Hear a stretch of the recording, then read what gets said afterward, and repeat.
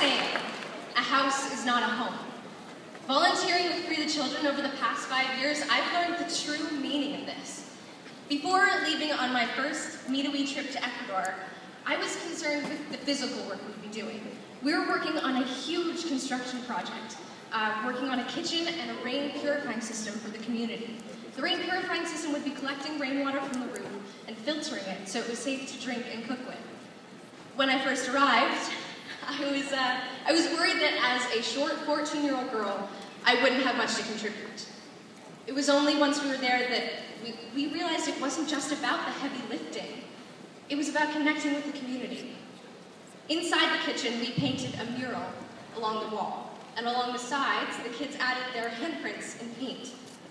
And with their handprints, suddenly it wasn't just a kitchen, it was their kitchen. It was their place to sit down to meals and drink clean water and be together, a part of their home. Woo! I'm so excited to travel with classmates to Haiti on my second meeting. We were building a playground for the community, but every once in a while, we got to take a break and explore. We took a trip into the marketplace so we could buy food, chicken, plantains, fish, and rice.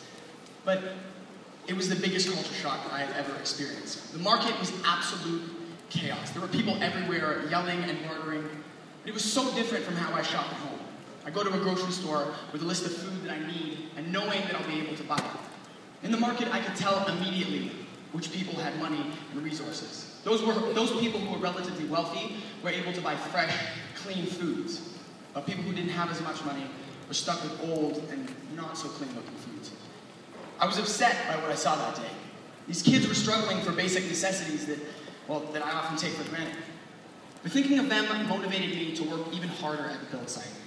And I was inspired because even after a natural disaster, like an earthquake in Haiti, people were so resilient and wanted to rebuild.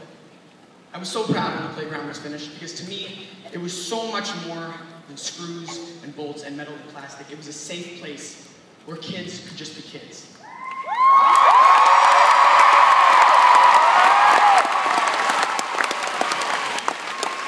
So I couldn't lift the heavy beams. And, I couldn't make sense of the marketplace on my own. But we learned that wasn't all that mattered. It's about more than building a physical structure.